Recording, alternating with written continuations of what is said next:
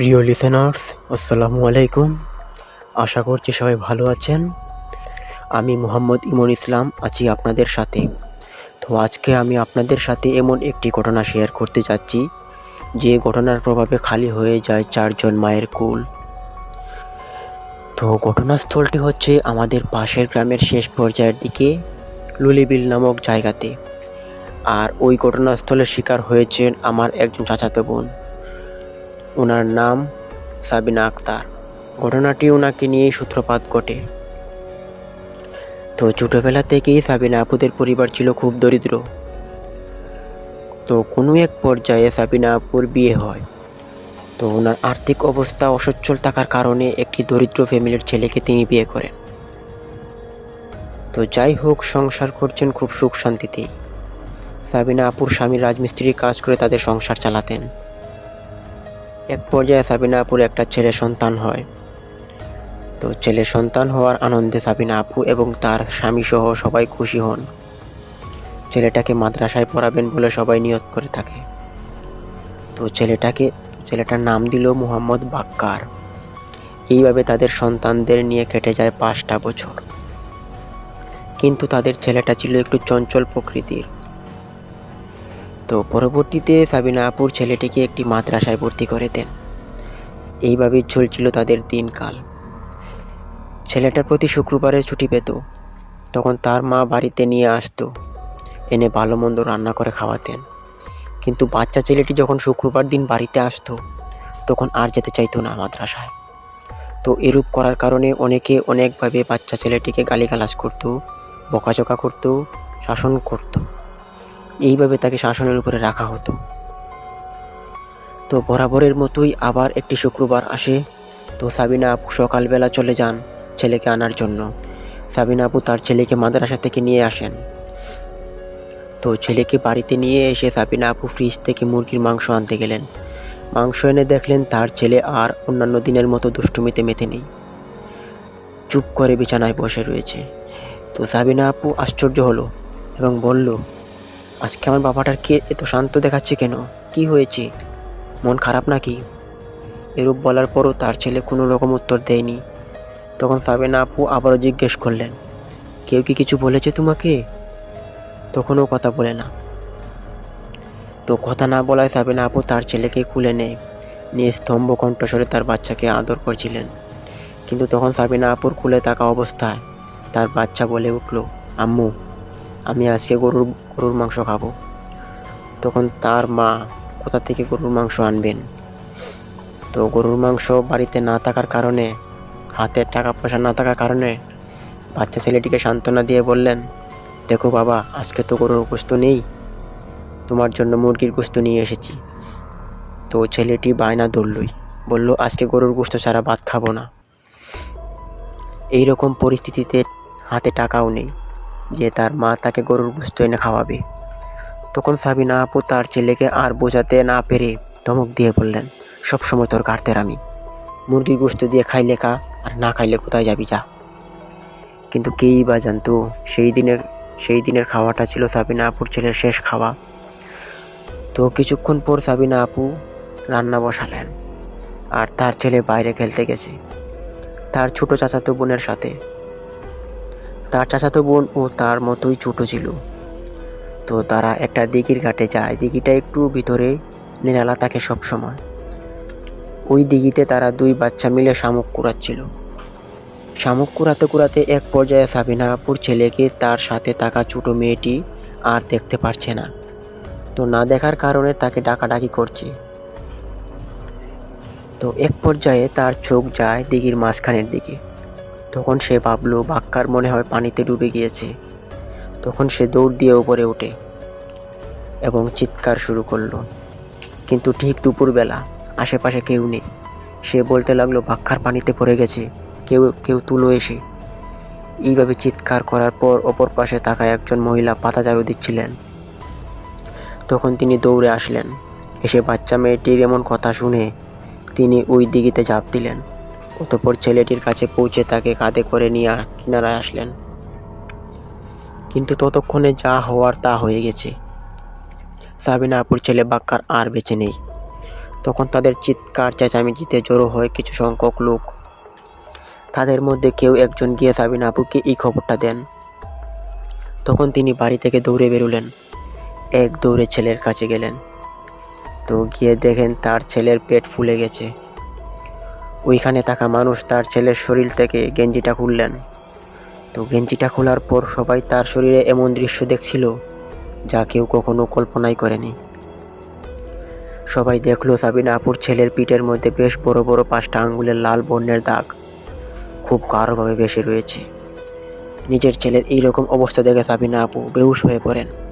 তখন ওইখানে থাকা এলাকার মানুষ তারা 2 মা ছেলেকে তাদের বাড়িতে নিয়ে যান এবং তার মায়ের জ্ঞান ফেরানোর জন্য অনেকে ডাকাডাকি করেছে, পানি দিয়েছে চোখে মুখে। তো এক পর্যায়ে সাবিনা আপুর জ্ঞান ফিরে, কিন্তু তিনি খুবই ভেঙে পড়েছেন তার একমাত্র শিশু বাচ্চাটির জন্য। সে মানতে পারছে না তার ছেলের মৃত্যু। এই রকম অবস্থায় সবাই তার ছেলেকে দাফন দেওয়ার ব্যবস্থা করবেন, কিন্তু তার বাবা রাজমিস্ত্রির কাজ থেকে এখনও ফেরেনি। কেউ একজন তার বাবাকে এই দুঃসংবাদ দেন মোবাইলের মাধ্যমে। তো তিনি এই খবর পেয়ে কাজ বাদ দিয়ে দৌড়ে বাড়িতে আসেন। এসে দেখতে পেলেন তার ছেলের মৃতদেহ পড়ে রয়েছে।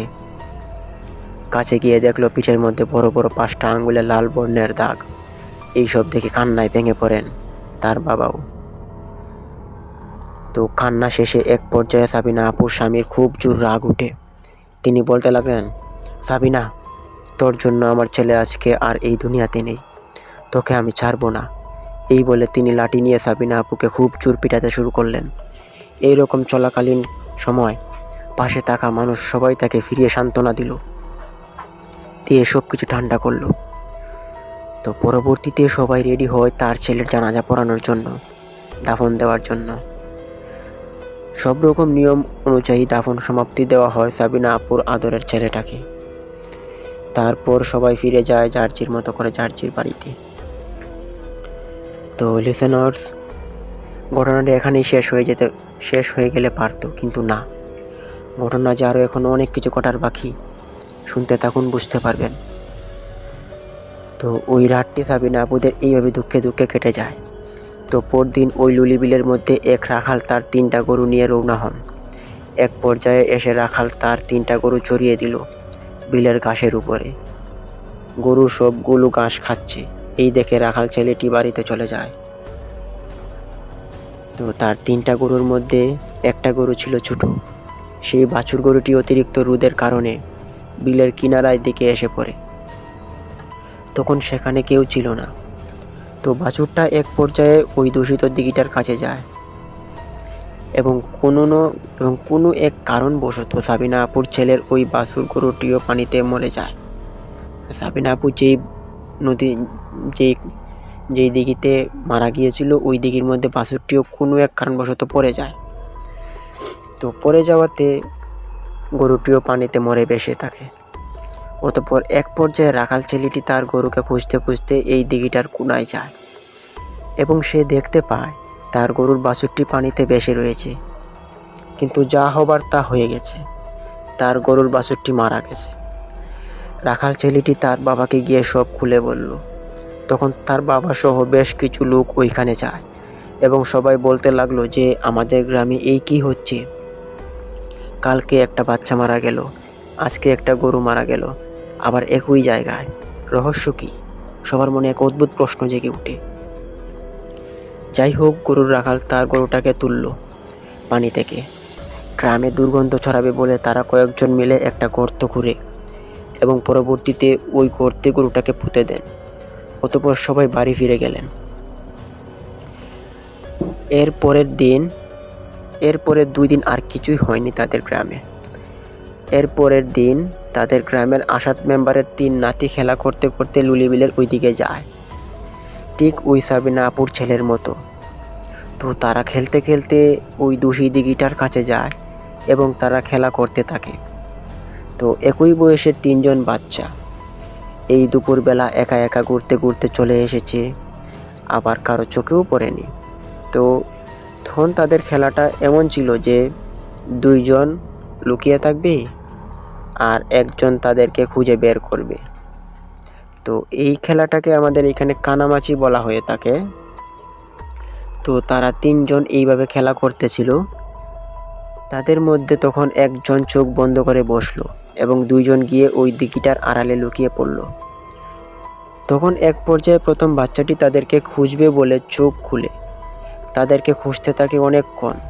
খোঁজাখুঁজির পর সে তাদের 2 জনের একজনকেও খুঁজে পায়নি। এরূপ অবস্থায় সে ভাবল মনে হয় তাকে এইখানে রেখে ওরা 2 জন বাড়িতে চলে গেছে। এই ভেবে সে মন খারাপ করে বাড়িতে যেতে লাগলো।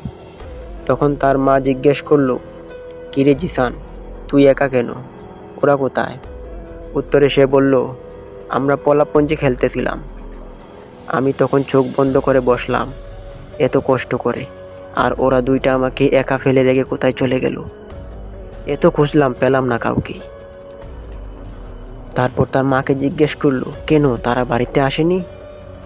উত্তরে তার মা বলল, তারা তো কেউই আসেনি, কোথায় গেল? এই বলে তার মা টেনশন করতে লাগলো। তখন তাদের দাদা আসাদ মেম্বার এসে জিজ্ঞেস করলেন, কি হয়েছে, কি নিয়ে টেনশন করছো? তখন তার মা বলল, দেখেন না, তিনজন একসাথে খেলতে গেছে, একজন ফিরেছে আর ওরা এখনো আসতেছে না, সন্ধ্যা হয়ে যাচ্ছে। এই বলে তার মা কান্না করতে লাগলো। তখন তার দাদা তাকে নিয়ে গেলেন ওই জায়গাটাতে এবং অনেক খোঁজাখুঁজি করার পর পাননি এই তার নাতিকে। তো মন খারাপ করে চলে গেলেন তারা বাড়িতে। সেদিন তাদের বাড়িতেও কান্নার রোল পড়ে যায়।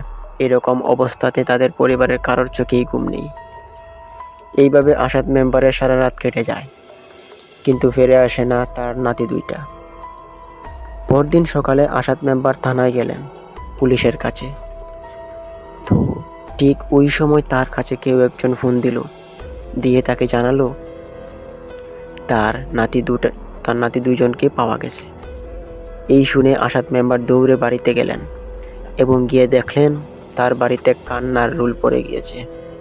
সে তার নাতির এমন মরদেহ দেখে আর কিছু বলবে সেই শক্তিটুকু তিনি পাচ্ছিলেন না। তিনি কান্নায় ভেঙে পড়লেন।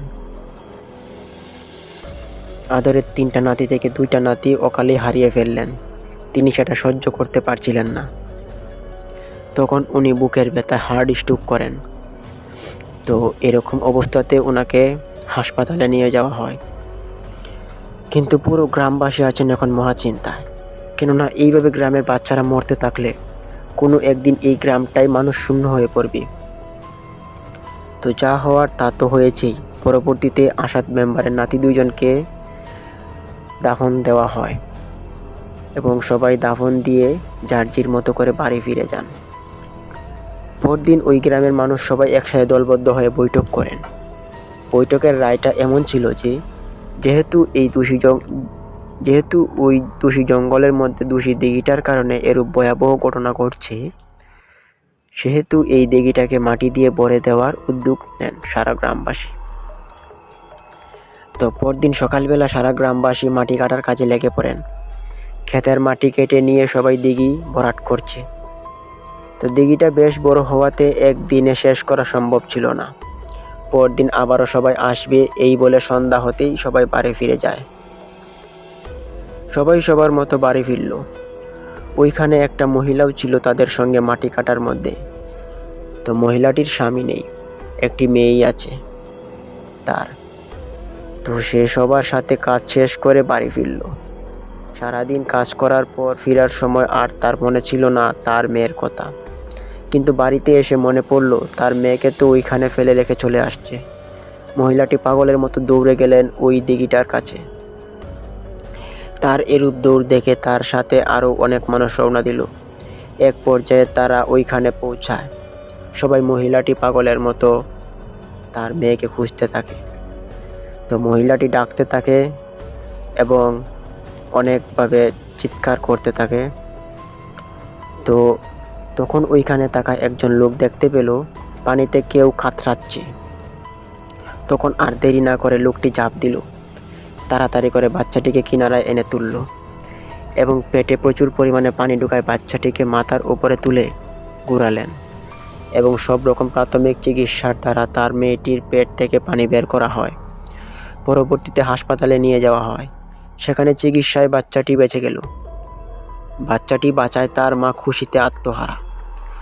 তো এই খুশিটা একমাত্র মায়েরাই বুঝে। তো যাই হোক, গ্রামবাসী কেউ পিছিয়ে যাননি। তারা পুরো 3 দিন সময় ধরে পুকুরটিকে ভরাট করে দেন এবং ভালো ভালো কিছু উপস্থাপনা করা হয়। সেখানে সবাই দোয়া পড়ে জায়গাটাতে আর এরকম না হওয়ার জন্য। তো এখন এরকম ঘটনা থেকে সবাই মুক্তি পেয়েছে, সবাই এখন সুখে শান্তিতেই আছেন। কিন্তু এই ঘটনার যে মায়ের কুল খালি হয়েছে, একমাত্র তারাই বুঝতে পেরেছে তাদের কত যন্ত্রণা। তো হাউএভার প্রিয় লিসেনার্স, উক্ত ঘটনাটি আমাদের গ্রামের সবার মনে গেঁথে রয়েছে, তাই ভাবলাম আপনাদের মাঝেও ঘটনাটি শেয়ার করি। তো আপনাদের কাছে আমার একটা রিকোয়েস্ট থাকবে, যদি আমাদের এই উক্ত ঘটনাটি আপনাদের ভালো লেগে থাকে তাহলে একটা লাইক দিবেন, কমেন্ট করে জানাবেন কেমন লাগলো, আর আমাদের ইতিকথা ভৌতিক এপিসোড চ্যানেলটিকে সাবস্ক্রাইব করে আমাদের পাশে থাকুন। তো প্রিয় লিসেনার্স, দেখা হচ্ছে আগামীকাল কোনো এক নতুন ঘটনা নিয়ে। ততক্ষণ দোয়া রইল, ভালো থাকুন, সুস্থ থাকুন, আল্লাহ হাফেজ।